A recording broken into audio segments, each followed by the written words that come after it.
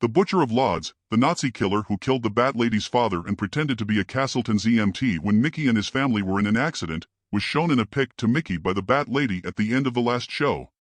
Mickey was puzzled by this revelation since the guy hadn't aged a bit. However, still no sign of Ashley, and not even the Bat Lady had any leads.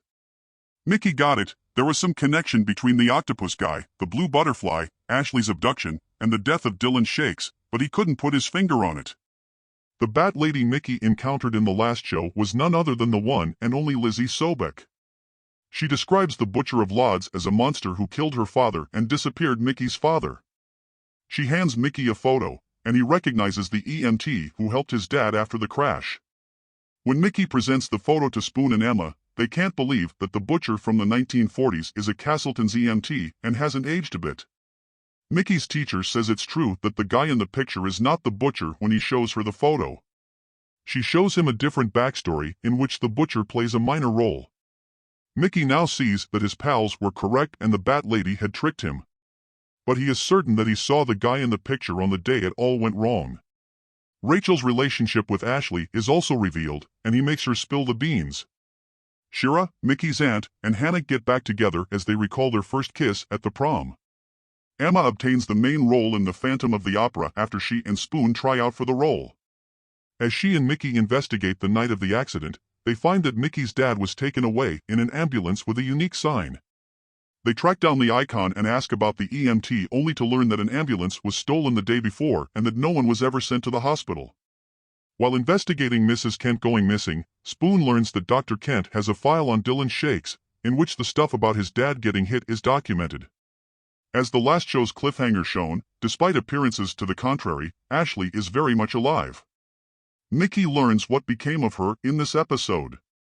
When Mickey asked about Ashley going missing was the first thing Rachel pretended she didn't recall. She reassured Mickey that it was likely that Ashley had dropped out of school due to feeling left out. Mickey becomes upset with Rachel because he believes she lied to him about emptying Ashley's locker after she vanished. Rachel suggests that Mickey come over to her place later that night so that they may talk about what occurred in more detail, without any interruptions. She gives him the stuff about Ashley's final day out in public. With Rachel and the rest of the squad, she had gone to cheer practice. Mickey also noticed her presence but decided not to remain around to see out what transpired. Rachel says the team's female members made fun of Ashley because of her provocative dancing skills. Ashley fled in shame, but Rachel felt responsible and decided to pursue her.